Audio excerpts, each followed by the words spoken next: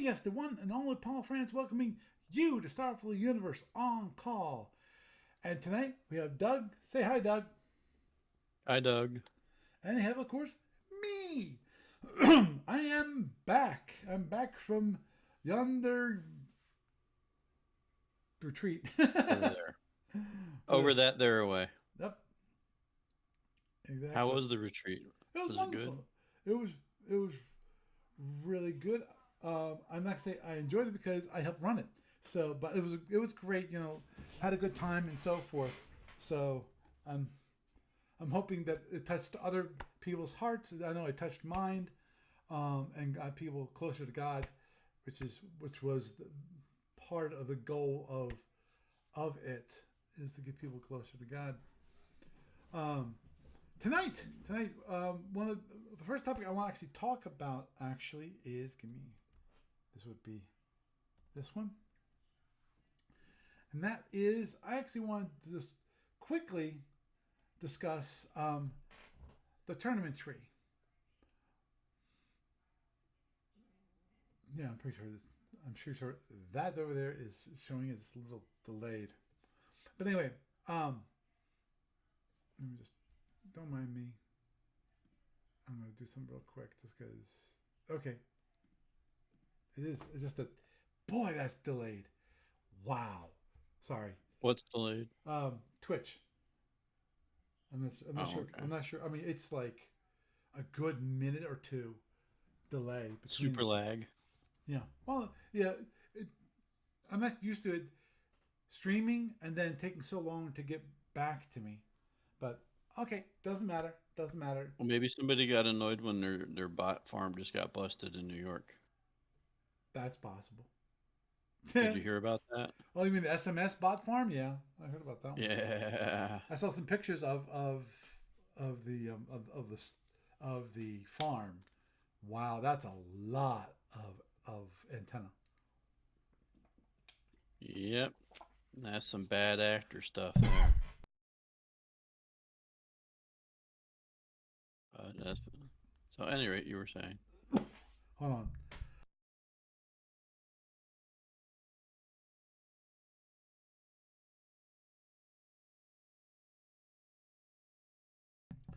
Sorry. Damn.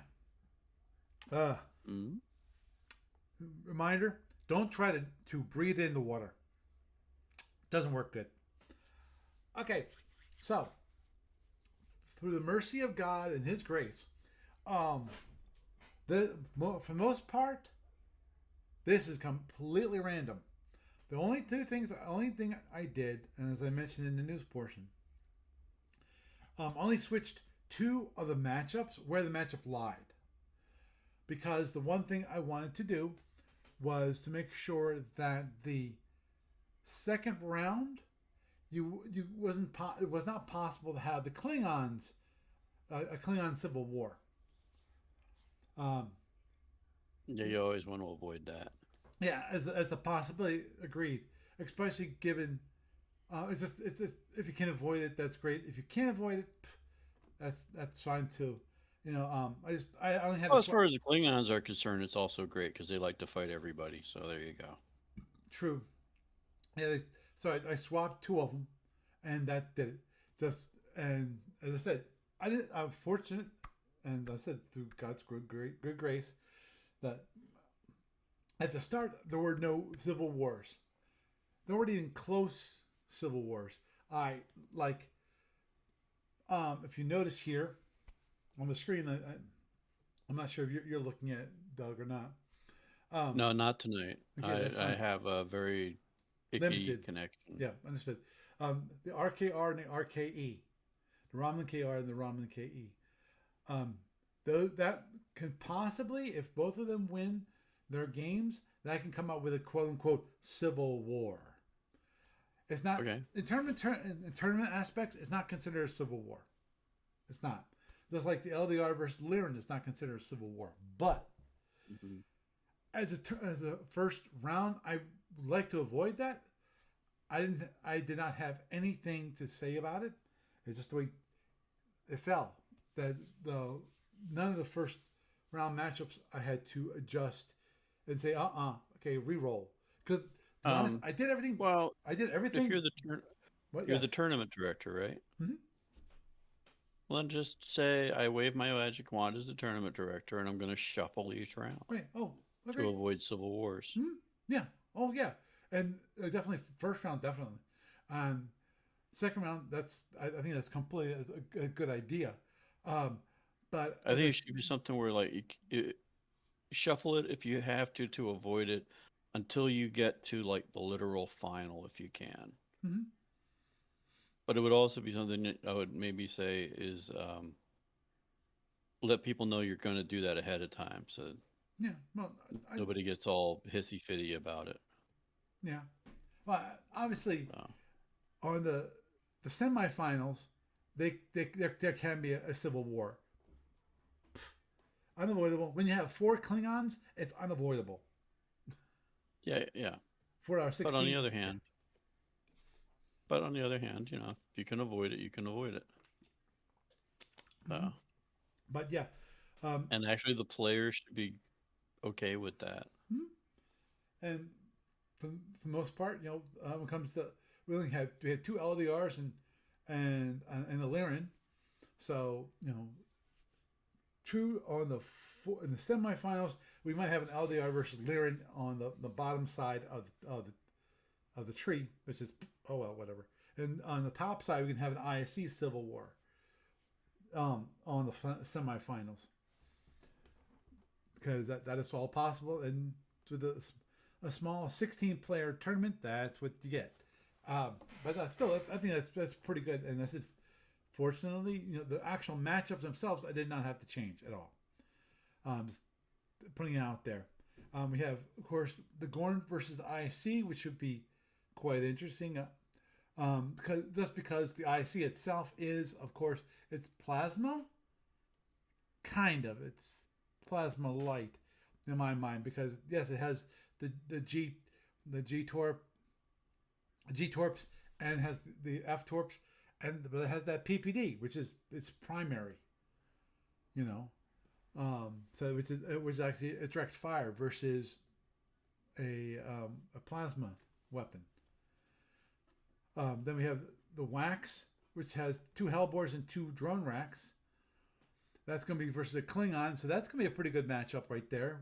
Nice, lots of drones flying, and of course Wax is going to be very fast, so it can be go running around the board. Though of course we have the Hellbores on that thing, so it could definitely slow it down a little bit in that case. We got the Wibis with two phaser ones that It Seth could is be flying. wax speed on, wax speed off. You're welcome. Thank you. Got the Wibis versus the LDR, so basically, Win versus LDR, which is a good matchup. You got a drone race, though it is the Klingon configuration, as people know, known it as, which is two phaser ones, versus the Zinni configuration called that. If you have the two B racks in the option mount, so you have four B racks. That's the Zinni one. And there's other ones you got in theory you can do. You actually can have there is the ad racks are available. You can either those option mounts can be phaser ones, ad rack, or a drone rack. So it's gets to be pretty good. Then we have the direct fire Klingon versus the IC, which is kind of partial direct fire, partial plasma, right there. So that's gonna be a pretty good matchup.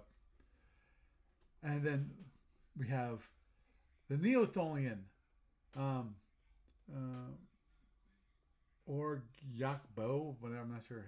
Whatever. Versus Admiral Dizzy, which is Dave Zimbar's. Dave Zimbar's in the Zinni. That's his ship. He's been flying that for a long time. So it's going to be Neotholian versus Zinni, and we've got the LDR versus the Klingon, which actually I read in the discussion board, which is it's going to be Ted Fay versus Bill Scheller, and unfortunately, Ted Fay mentioned Bill Shell is the only person he has yet to defeat. Again, but outside of the actual players, again, the match is going to be a nice matchup with LDR versus drone race. You got the Madman in the Lyran versus Hardcore in the RKR. So the Romulan KR. So that one, in theory, I think the Romulan has a leg up on the Lyran. Because when you launch plasma, it can go right through the ESG without any damage. So the only way that the Lyran can use the ESG is going to be for ramming, which means it has to get close and it has to go through the plasma, which means probably it's going to be a not plasma duel, but definitely he's going to be waiting for the plasmas at the beginning of it to fly away from them, and then hold those ESGs until the opportune moment where the RKR doesn't have that many plasmas, and then close, and then ram, and hopefully have some disruptors available to fire at them at the same time. In theory, you could just use the ESGs and phasers for that period of time, and maybe next turn fire some disruptors. And last and not least is Metal Dog versus Cadet Stimpy. Now, my understanding, which I didn't even know this, and now I'm being honest. When he mentioned it, I went, yeah, I think you might be right. Which is Justin was mentioning that he said, wow, I got Stimpy in round one. Like the only player in this tournament, that has my number. Like we have only played each other 10,000 times. LOL. Okay then. Well, I just said this is completely random. And it happens to be that those two were the last two. Sorry. And there you go. It is what it is. And so it's going to be RKE versus the Klingon. That's going to be a tougher one for the RKE. Ooh. Obviously, the benefit the RKE has is it does have cloaking. It can cloak and it can actually move at a decent rate. I think, is that one of the better ones or one of the worst ones? I forget. What's that? What? The RKE versus the RKR or the RFH. The Firehawk KR or King Eagle. I have no idea on the rock, paper, scissors stuff. Well, not the rock, paper, scissors. I'm thinking about which one has the best cloaking in that it had the best speed while cloaked. I forget. No idea. Yeah, I would have to look at them. Yeah, I have to look at them again because I know that there was known to be one that has kind of a better, basically speed while cloaked was the big thing. So basically more power available while cloaked. So should be interesting to see how it plays off. I didn't, and as I said, I did not set that match up at all. So so it should be an interesting tournament. We already got, I know Ted Fay and Bill Scheller were setting up their game. I got some emails from them going back and forth, which is good. Oh yeah, which is a reminder. Anyone who's listening to that as part of the tournament, a reminder, which is please remember to CC me on all emails so I know that you guys are communicating, and most importantly, I know you guys are communicating and how things are going when it comes to setting up their matchups. You're scheduling your times, because if I hear nothing, I'm thinking that there is no communication occurring. Even if there is communication occurring, how do I don't know what I don't know. So please, on my email that I send out, I will be sending out a reminder about that, and also remind people that in 3 weeks, i.e., I'm giving them till Sunday in 3 weeks. So that's actually 3 weeks and 4 days is the deadline for the first round.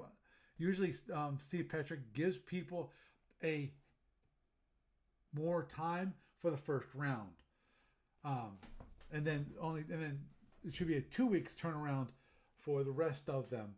Um, I'm hoping to keep up that pace, because I think that would be great if we can keep that pace up. I will do my best to bug people like the dog. So, please, people, keep up with that. Of most of these people, I know most of these people that are in the tournament. Hardcore Greg as in Greg Dykehouse. Kingzilla is Seth Szymanski. Mad Jack Taylor. Malice, I know Malice. 1701. And it's Spartan as Jeff Clark, forgive me. Hardcore is Carl Magnus. Now, one I don't know that is listed here is Himasan. It's the call sign. And I have to look at it. Hopefully. Mossam? Himosan. Okay. So, hopefully, and they're going against Bakia is the call sign, which is actually Peter Bakia. Pete, yeah. Yeah. For those of you who follow Pete on Facebook, he's a DJ for a small local radio station. Also, he's part of a band, so which is cool. This reminds me of when I first started working way back when. Way back when. When was that? There was actually a person, Don. I forget his last name. Did they actually number the years back then? Yes, they actually had years back. They numbered the years back then. Bad face. So that was the early '90s, and actually he's a software developer, and also he had his own band, which was always interesting. Because to me, the crazy thing of having your own band is, okay, where do you play? Because in theory, when it comes to bands, you can actually just play for yourself and practice together and just have fun. But I think most people, one of the reasons why they want to play, they want to play in front of people, even if it's like a local bar, some place, a venue that's small, so.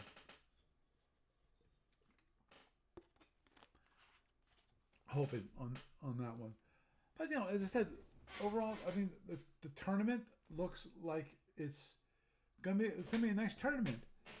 The one thing that actually Jeff Clark is starting the 500 BPV tournament. I forget which one. Don't mind. Actually, hold on. Let me do this first. Don't mind me, because I'm going to do this first. Which is, I'm going to switch the camera so you don't see my desktop. In theory, you should not see it. Dun-da-da. And that would be Comcast. Which is, let's see, everybody.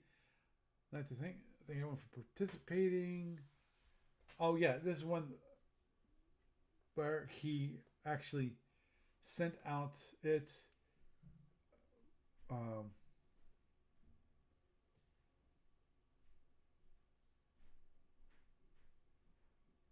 Oh, that'd be cool.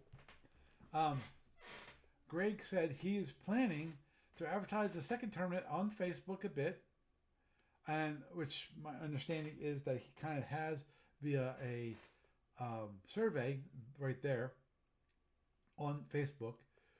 And also like to prepare for and do a podcast episode with me, possibly featuring Dana and Frank, as in Frank LeMay. And that'd be nice. Dana Madsen. I would love to have them on. Actually, let me double check, because Jeff, thanks for on the podcast. I'm not actually insightful in my games. I blow things up. I get blown up, such as life. how we go blowing up ship, I do not keep track of. I'm afraid I've already forgotten the details of all my games and the saves have been deleted. I'm able to play in the next tournament as my campaign AB2 is underway now. So, sorry, Frankie will not.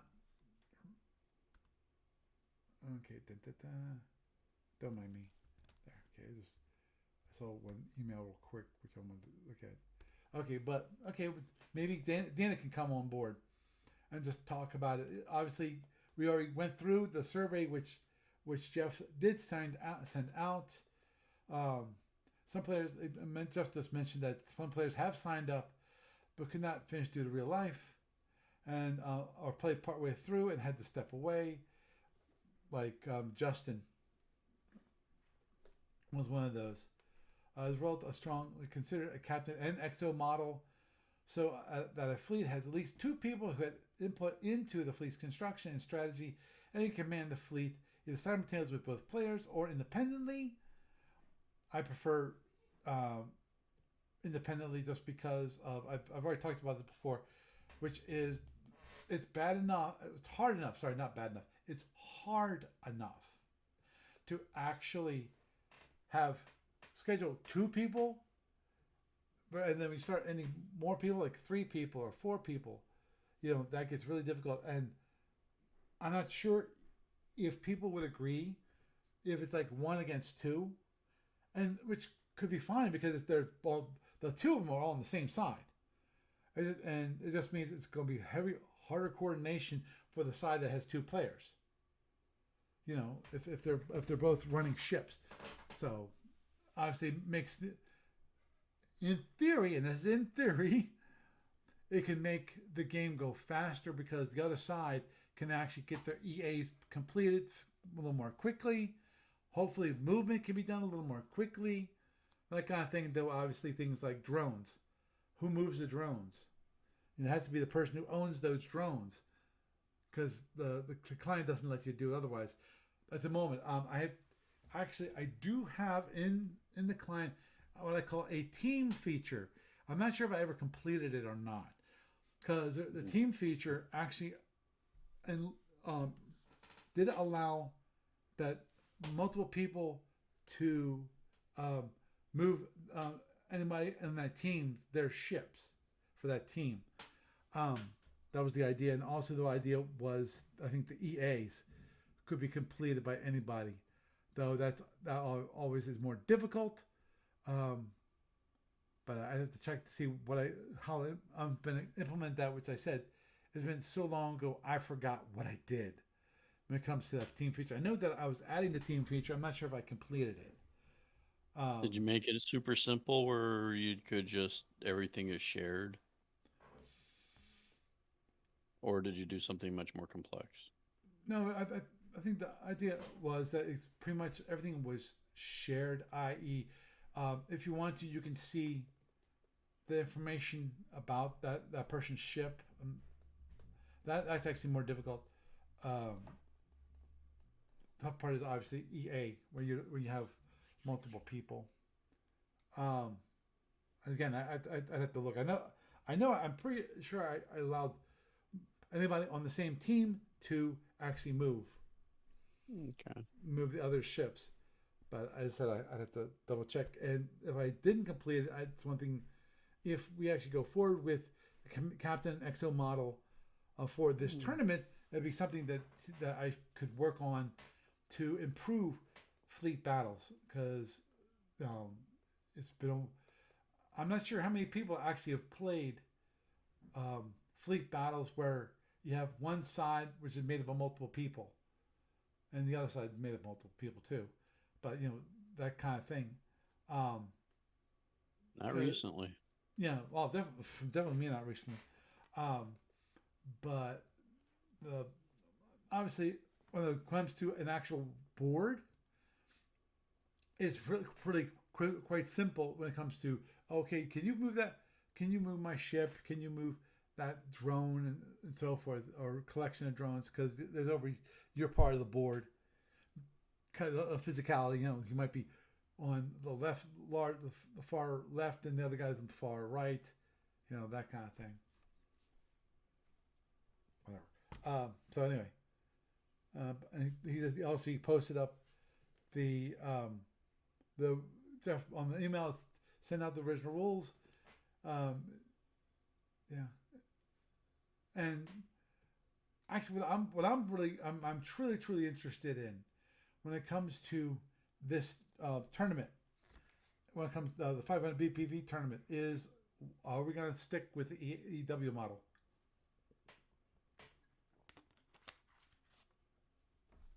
You mean for the multiplayers, Mm-hmm. multi-ship, the Well, fleet yeah, battles? I don't know. multi-ship, the 500 BPV tournament. Yeah, where we actually had you could have scouts. You had It's up to your guys. oh yeah, oh agreed. Um, I would totally recommend against it personally. understood. Just the whole, it's just like one extra complexity level on it. Mm-hmm. Yeah, I mean, if you were playing in a club environment at home, on a weekend, maybe, but I don't know, man.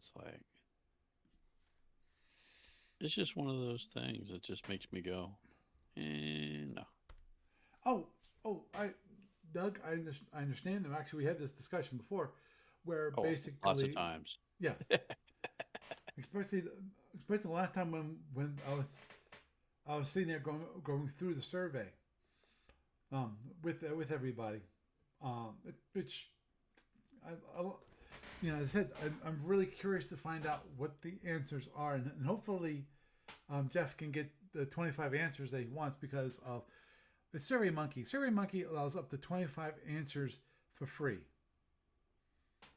which is actually fine for Starfleet Warlord stuff because I don't have that many players. I don't, I have maybe 20 or 30 that could possibly join. Most of the players that are active are like and like 15 to like 15, maybe 20 players that are currently active. There's actually a couple players I noticed that when it comes to Starfleet Warlord, we have two kinds of games. We have the Die Hard model, which is mainly meant for players that are very they're veterans. They've been playing it for years, if not decades, and they know all the rules and so forth, how everything goes together, and they want to play that, which is the most challenging type of game. And then we have the standard. It's called the standard game, which is the game that it was originally designed for. There are other kinds of games, like there's a historical game. The problem with the historical game, I've tried to run it twice, and this is way back. This is before we lost somewhere around 3 to 5 people to death. Hey, problem is I got an older crowd that I'm dealing with. Now. Yeah, we're getting old. Yep. And people would not send out their turns. And the problem is for the historical game, it relies on, because it's historical and you have the historical alignments, i.e. you have the teams of like Gorn and Federation and where you play that empire.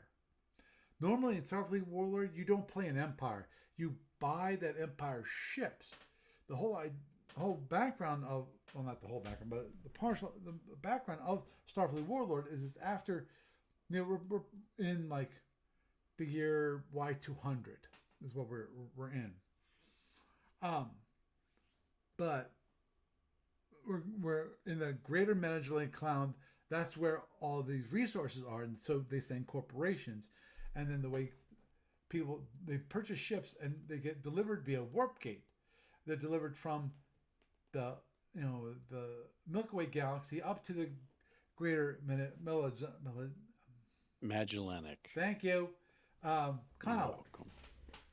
And at that point, we do have years where, like, the latest ones are not available, so it's kind of,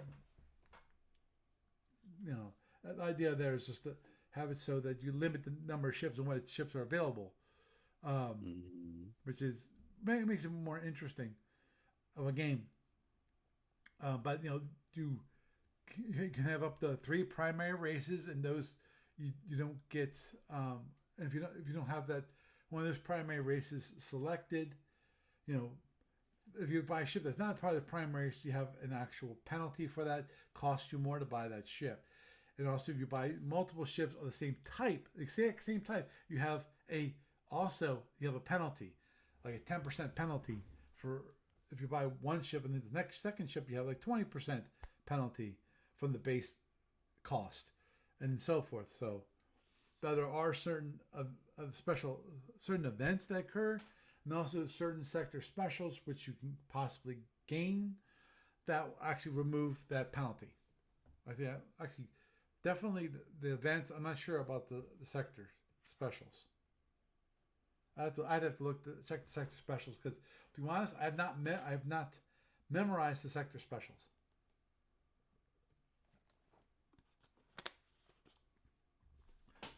But so it's a cool game. The great thing about the Starfleet Warlord itself is just that it's asynchronous. You submit your orders, and then everyone gets their turn. All their turns run at the same time. And I really, really would like to automate the whole process. In theory, there's certain parts of it I can automate. Some of it I think I have to work on the automation portion, just because of I'm not sure if I got all. I'm pretty sure I got all the UI elements.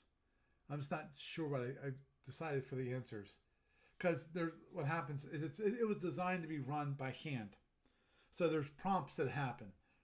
And to make an automated system, I had to develop, I had to take every single response and create a function, which then, for the UI, it brings up that actual UI. For the actual that same program, which is compiled and has those functions, it has a different set of functions which are for automated responses, i.e., if you have an answer yes or no in the prompt, it automates it. So okay, it's always no, or it's always yes, that kind of thing. And there's certain ones which is like payment. I slack a little bit on payment and requiring the people to make sure that they don't go into negative in their accounts. I'm not sure if I want to keep that up or not for the automated process. My guess it's like no, you have to be. It will stop immediately. And fail. So and those I'm not sure if I can actually return. I'm pretty sure I can have it so that it returns that. The one thing I was going to be looking into when it comes to Starfleet Warlord and the engine was see if I did a quick search on this, which is what is the best AI for converting Clipper, which is what it was written in, to like Java, which is the programming language I know very well. Though I think sometimes the better one might be Perl, because of some of the goofiness that it does, but probably Java is more familiar. Because the big thing about Clipper, the biggest issue is that unlike modern programming language, Clipper was designed to be driven off of D base. So, as a language, variables that are variables, as in within the context of the program itself, and actual columns or fields of a record in the database, they're intertwined.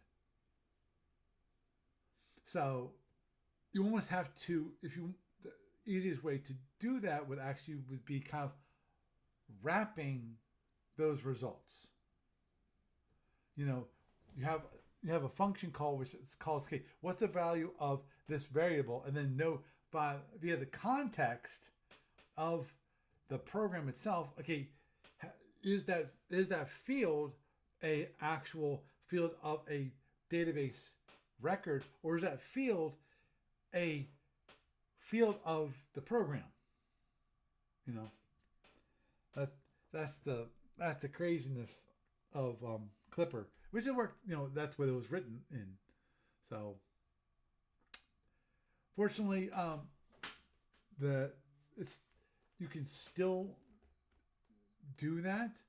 You can still program it. You still can compile it. Actually, you can compile it into like binary, which is what I do. Um, Jeez, I forgot what the program's called. Harbor. That's it. Harbor. And it's open source, so I can compile it for multiple OSs. I've compiled one for Windows, compiled one for Mac, even compiled one for FreeBSD. Because that's what that was the plan, is to have it so I compile in FreeBSD and have it on a server which is running FreeBSD. Because as my servers, I avoid Linux like the plague.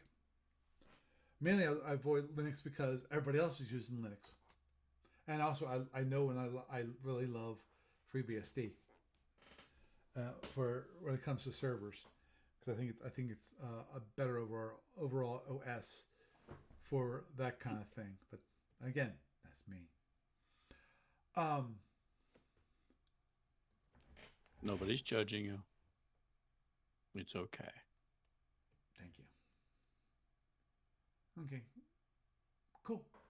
I'm just looking email real fast, which actually Bill Scheller said, let's do basically Ted Fay and Bill are going to get together Monday night at 6 Central. So for just to let you know, for anybody who is interested in watching Bill Scheller, who's a multi-rated ace, and Ted Fay, which I think he's also a multi-rated ace at this point, play. And that's going to be 6 p.m. Central Time. So that's 7 p.m. Eastern Time, or 4 o'clock Pacific Time. Don't get me on UTC or go for London, GMT or whatever. No, I'm not doing that. Y'all, I hate to say this, but you have to figure it out yourself. I'm sure, just like you, just like me, you have your own little time converter. Because there's How does that work out in Hawaiian time? it's really, really early. Mm-hmm. Okay, just checking. Yeah, because I don't remember. Actually, I've never checked to see what the time difference between California, i.e., Pacific time, and Hawaiian time is. And the one thing I don't know either is, does in Hawaii do they actually? Um, Yes, they have time there. yeah, I wish time would stop. When you're in Hawaii, that'd be cool. Um, anyway, the the big thing, my question was going to be, which is I'm not sure if they have daylight saving time or not. Oh, I don't think so. I doubt it. If they do, sure, good for them, but I sincerely doubt it because they're not part of the contiguous. Right, right. But even some There's of the no even reason for them to have it. understood, but there's some of them are a part of the contiguous and are really weird. Like was it? I think it's Illinois that has half the. Oh no, it's Indiana. Indiana, that was it. In Indiana, part of it is daylight saving time. Some part of it's not. Really weird. Can I think one of the Southwest states also just said to hell with it and threw it out completely. mm-hmm. I think it was what, Nevada maybe? That I wouldn't forget if it surprise was me. Arizona or Nevada. Yeah, I have to look that up. But anyway. Somebody down in it, or New Mexico, but Mm-hmm. one of those three states just said to heck with it all. We're not doing it anymore. Bye byes to the whole concept. I would like to get rid of that myself because I think Oh, it's dude, it would be a winning presidential platform. So, what's your platform, Mr. Cthulhu? I will get rid of daylight savings time while I'm eating every single soul in your country. Awesome! You have my vote, sir.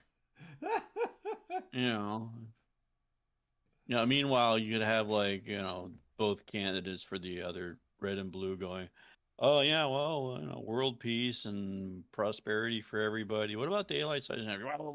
Cough, cough, cough. We couldn't possibly end that. Yeah, you're out of here. Cthulhu's in. Oddly enough, it's one that nobody ever really like does. They only talk about it when it comes down to like the few days or week or so before. Yeah, that's when it becomes an And issue. it's like, it's actually documented to be a cause of death Oh, for understood. people. Like some people get so stressed out by the time change that it kicks over the heart attack thing. There's actually, I think, statistically more heart attacks right around that Yep, time. yep. After the change in time, yeah. And it's like, and why did we do it? It's like, yeah, I know why we did it. Everybody knows. You can look it up on Mr. Google or any other search engine on our friend Or Mr. just go to Internet Wikipedia. and find out why. And it's like at the time, not a horrible reason for it, but on the other hand, it should have been immediately gotten rid of. Yeah. After the momentary need Mm-hmm. passed. But we never have. I mean, it's like, and it's a greed thing. So, some corporate people think they can make an extra few pennies by forcing everybody into the office. That extra bit of time. Oh my gosh. Yeah. Okay. And inertia too. I mean, it's like Yeah, I think it's more of income inertia. tax, World War One. We're only going to have that just for this little bit of emergency time, and yeah, we still have that like 100+ years Yeah. later. Oh, understood. Understood.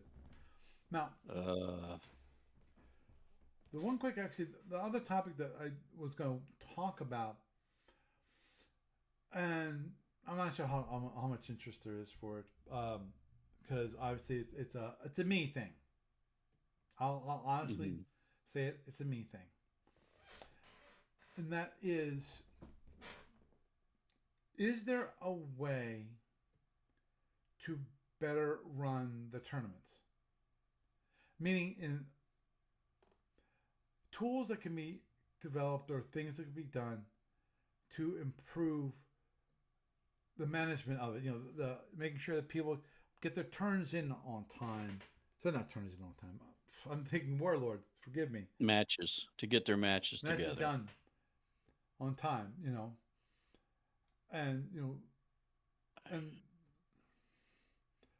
so obviously one of the things I was thinking is basically um, automate the whole sending out of emails, reminding people, okay, here's your opponent for the next round. No, No, not too much. I mean, I understand where you're coming from with like having like the can we automate this? Can we automate that? Add this other thing to do this other thing the other way. But at the end of the day, it is what it is as far as the nature of how it works because you have the whole convenience of the internet plus the convenience of the two players getting together. It would take away. You take away that part, it's not the same. okay, I okay. think Let's back up for a moment. And that I think you might be misunderstanding something here. And from what you seem to be saying is that we shouldn't put any time limits on the tournament rounds. Am I? not quite. No, Okay. no, no, no, no. I'm saying Okay. as far as like automating stuff, Mm-hmm. I kind of doubt it. I mean, I doubt that would actually make a difference with people because you're pretty good on the putting out your deadlines and everything. And the thing is, it's a more casual experience than say going to a face-to-face event. where you've dedicated your time for the weekend. Um, the only thing I could see would be maybe if you said, okay, it's an online event, but everybody has to show up at the same time. And that takes away from the nature of the casual um, two people scheduling their time to get together and play over the course of a few weeks kind of thing. Like for instance, if if we had a tournament at Gamers of Winter, which by the way we are scheduled for, we had the contract and all that, um, at the same venue, I might add.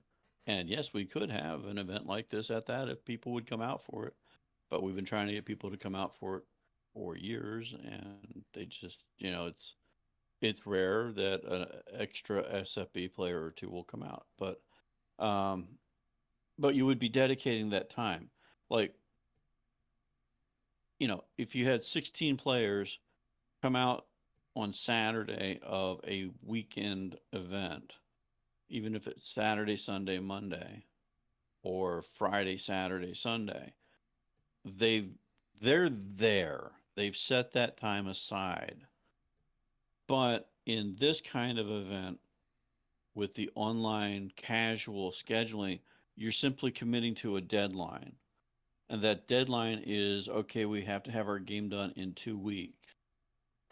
And, you know, here's my matchup. I'm talking to so and so. We schedule our time, whatever time that is, we're going to play. Uh, you know, Automating, telling them that much more, that extra time or two, I honestly don't think that would make that much of a difference. Um, because it's ultimately just up to your players to still talk to each other and schedule their specific times that they can play. Um, I if you could automate, seeking weapons for a 500 point flight, that would probably help. But I think you probably have it kind of close to maxed out as far as what you need to do to have the thing. Mhm. And it's like, don't put on yourself or try to work around an extra thing that you can do that makes up for whether or not other people are prompt and good at coordinating with each other, if that makes sense. I mean, you can't force Joe X to show up for his game. You can't force, Johnny Y and Tommy B to talk to each other in a prompt and good manner. That's up to them, and most of them are good at that. Mhm. So it's only when you get somebody that doesn't care that much, or you get somebody who has a life issue outside of it that basically cuts into it, that hurts, and that because of the nature of the having handfuls of players versus like thousands running to play, it makes that part that much more difficult because you can't just say, okay, uh, John couldn't make it, he had a life issue, so we've got like five other people lined up over here as alternates anymore to get into the 16 player thing. You generally don't have that. You're good to fill up. So short answer, I don't see any particular automation thing that, other than if something saves you personally some effort. Right, which is You know, which is the point. Basically, is to make it easier for me to run the tournament. oh well, in that case, I don't know what the heck is the hardest thing you have to do. Keep track of I people. mean, Keep say that again. keep track of people, make sure they get their games done.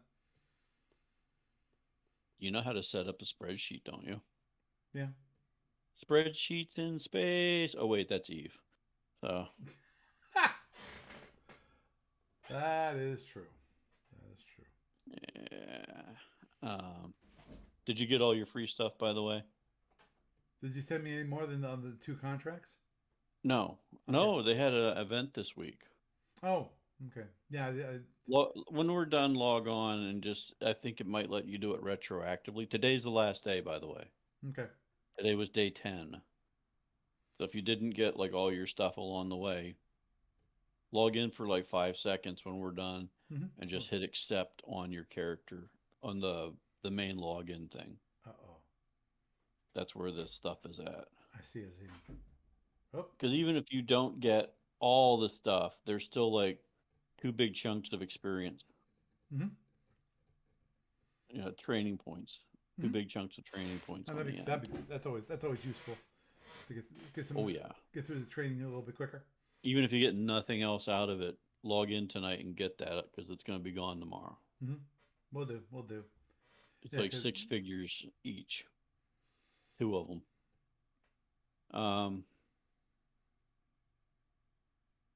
So yeah, I mean, of just keeping track of everybody. You wait, aren't you like a database engineer guy? Something, I am something. a software engineer guy. Yeah. Yes, I am. Software engineer guy. But wait, didn't you specifically work on the databasey things? No. No, okay. No. I say if you I can make have. a database, I you have could done. just I could you easily. could make a database that emails everybody. That would be your only thing,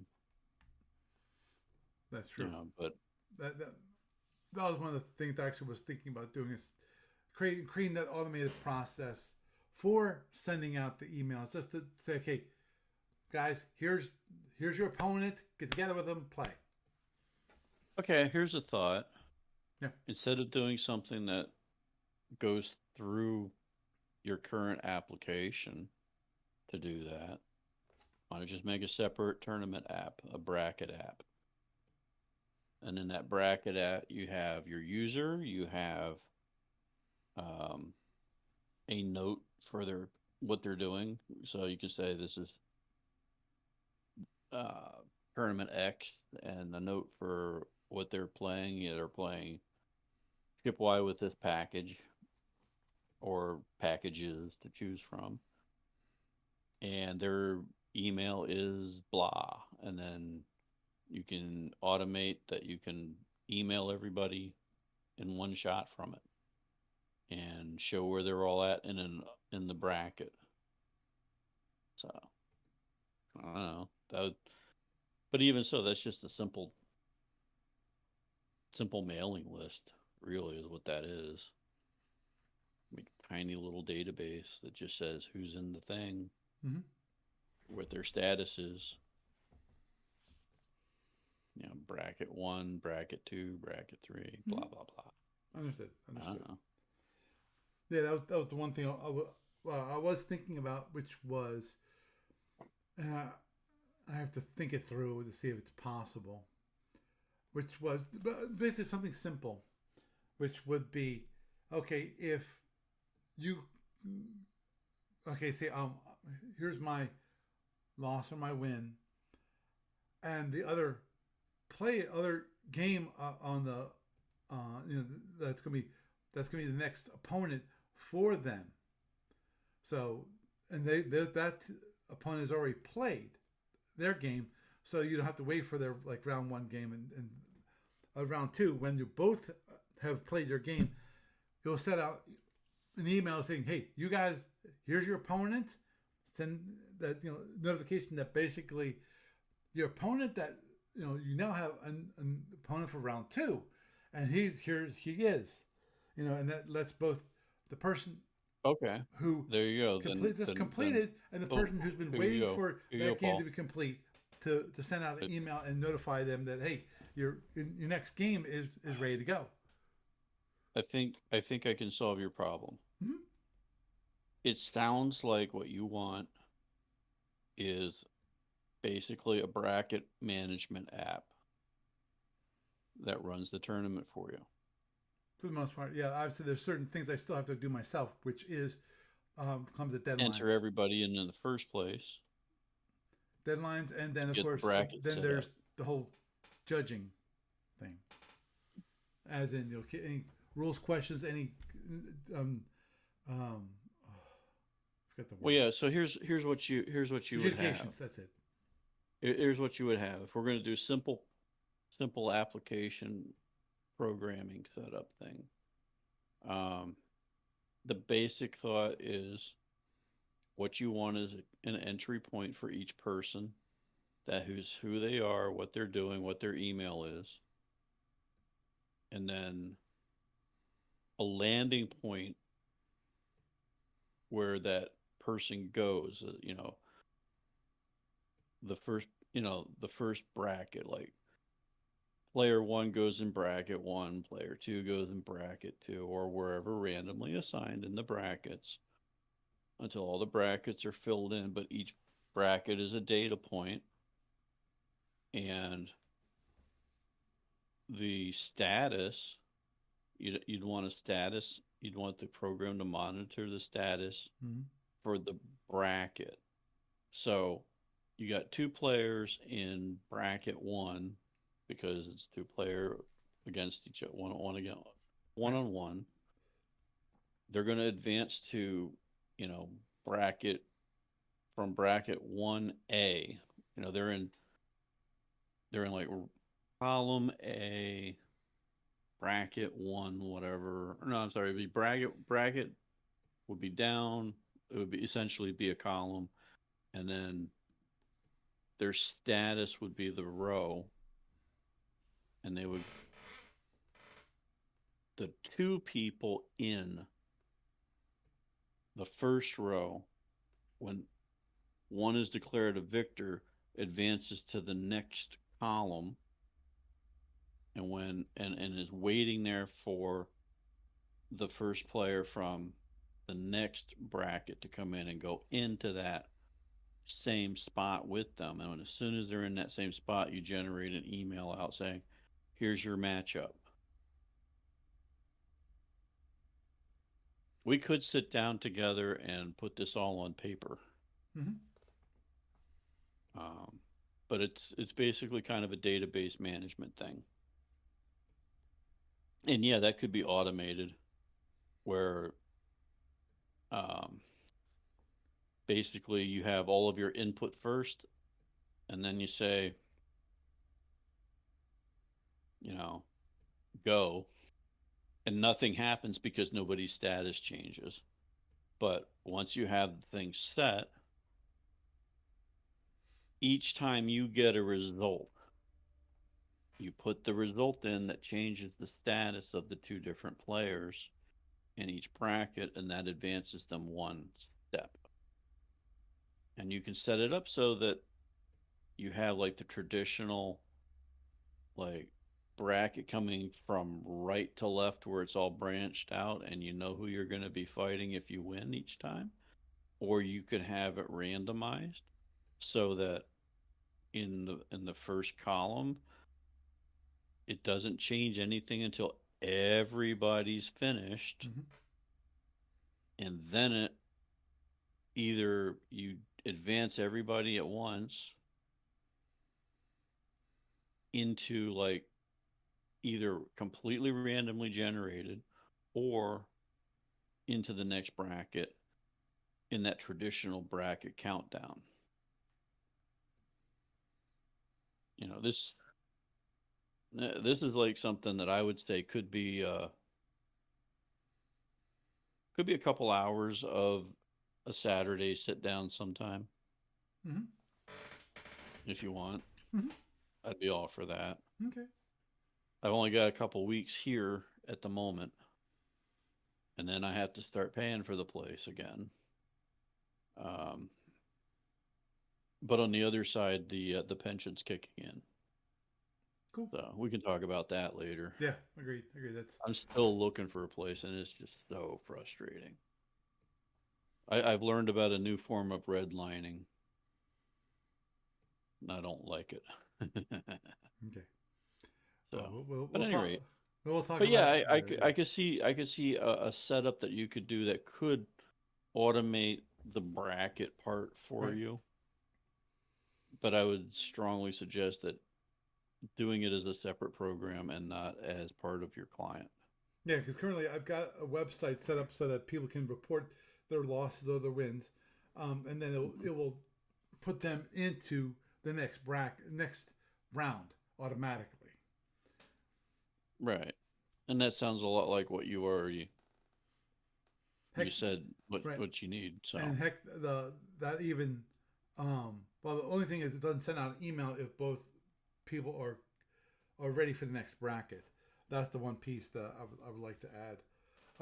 But the thing is that little piece that's up on the website, it does support actually master tournaments, which are mhm. which no one has done for a while, which is basically um, the little twist, which is of course that for the next round you play the losing player's ship.